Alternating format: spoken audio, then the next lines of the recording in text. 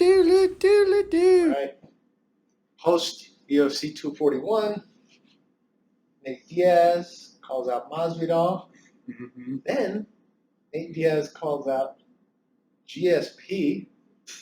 To be clear, Nate Diaz calls out GSP on behalf of his brother. I would totally watch that fight.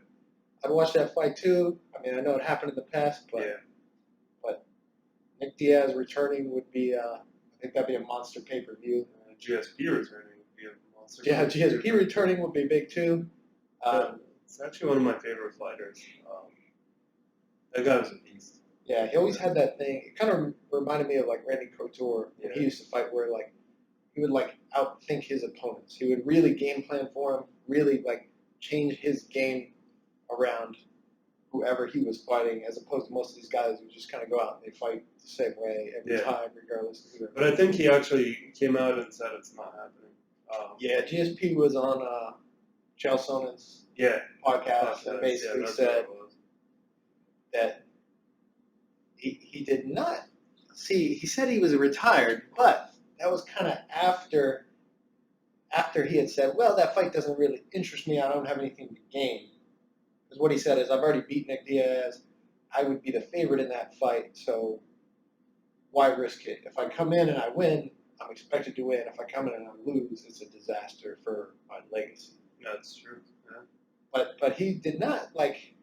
He then said like, "Well, I'm retired. I've got other things." But it sounded like if the right fight came his way, he might be open to return. What do you think would be the right fight for him? I mean, I've heard people floating Khabib, which if Khabib wins, that could be something. I think if Conor were to come back, fight Khabib and win, which, unlikely. But let's say he fights Khabib and wins, then that's the fight. Yeah. I don't think he even deserves a rematch if that were to ever happen. Because usually when there's a rematch, it's usually based on a close fight, right? I mean, when you have a close fight with somebody and it wins by decision, or even if it goes into second, third round and somebody gets a submission or a knockout, and there's like where the other person was actually trying, but in the Khabib McGregor fight, he was just getting smashed. He was just getting smashed the entire time, and I don't think he deserves a rematch with Khabib. At least not for now, until he comes back, tries to prove himself with a couple more fights, and then maybe go back to Khabib. Yeah, but Conor is the big name. He's still the big pay-per-view guy. Now, arguably, Nate Diaz might be as big of a pay-per-view star, but he can pull. You know who's the big star? It's the guy at the bar. That's the big star. The guy that got punched. Yeah, the old guy that got punched in the bar. That guy's the beast. That guy literally got punched, didn't flinch. He did not flinch. He got punched, his head moved, and he kept continuing his conversation. Supposedly that fight was all about he didn't like Conor's whiskey or whatever, so he got punched in the face. I've never tried it, but I heard it's very professional from Conor. It's absolute garbage. That's what I've heard from a lot of people. I haven't tried it either, but the old man at the bar seems to think so. Yeah. But Conor came out, had some interesting things to say, like shortly after the fight, and basically posted a picture of him and Nate, kind of post their second fight, of course, not post their first one where he lost, but post their second fight, kind of saying like, "Hey, I'm ready for a third one." But then Conor followed it up with an interview where he said like, "Yeah, he wants to fight Nate. He wants to potentially fight Khabib. He kind of wants whoever the big name is. I think if Khabib wins his upcoming fight, then he probably wants Khabib. If not, Nate. And people obviously want to see Nate right now, especially coming off his decisive win. I think Nate is definitely it's going to be a Nate and Masvidal fight for sure. And what do you think about Nate basically declaring himself a title holder and saying like, "I'm the baddest dude in the world. Dude, I'm wearing the title." Like, Nate do you think that title becomes as coveted as an actual title? I think so, because it becomes a pride game, right? It becomes who's the baddest mofo out there. And right now it looks like Nate is the one, right? Because he's claiming he is. He backed it up with that last fight. He's calling out the next person, which, Masvidal had the fastest knockout in UFC history a couple of weeks ago.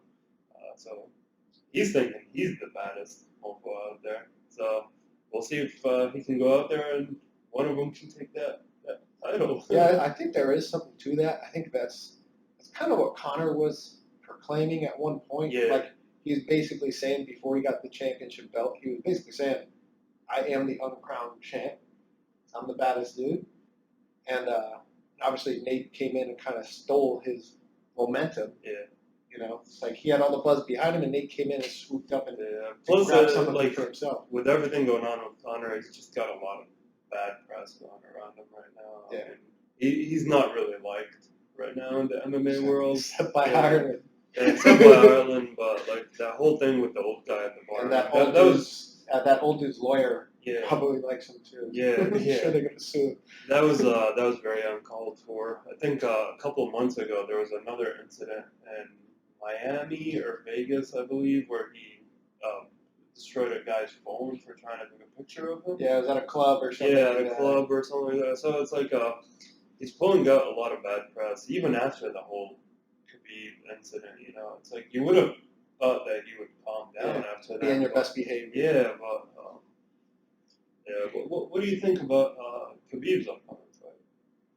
Yeah, I mean, Dustin Poirier. So yeah, to be honest, I think it's going to go just like all of other Khabib's other fights. He walks in, he got wrestled bears as a child. The guy's a monster. I think he walks in, he does what he does to everybody, gets a takedown, mauls you. Yeah. It's that wrestler mentality. Yeah. So it's hard to get over. Even Cormier came out and said in an interview leading up to UFC 241, he said, "Do you know who the strongest person I've ever grappled against was?" And a lot of guys were guessing. He says Khabib. Wow. Which is crazy considering the weight difference between those two. He's got 50, 60 pounds on him. And yet he said that basically, even though Khabib's shorter, obviously, that he's just solid. The guy's just like a rock. He's no joke. I think it comes back from his background and where he's lived and the stuff he used to do as a kid. But I've seen a video of him wrestling his dad, and his dad, even with him being much older, he's keeping Khabib down on the ground. So he comes from really good genes, So. Yeah, and I think, and you know how it is over there in Russia. Victory chooses you. Yeah. So that's it.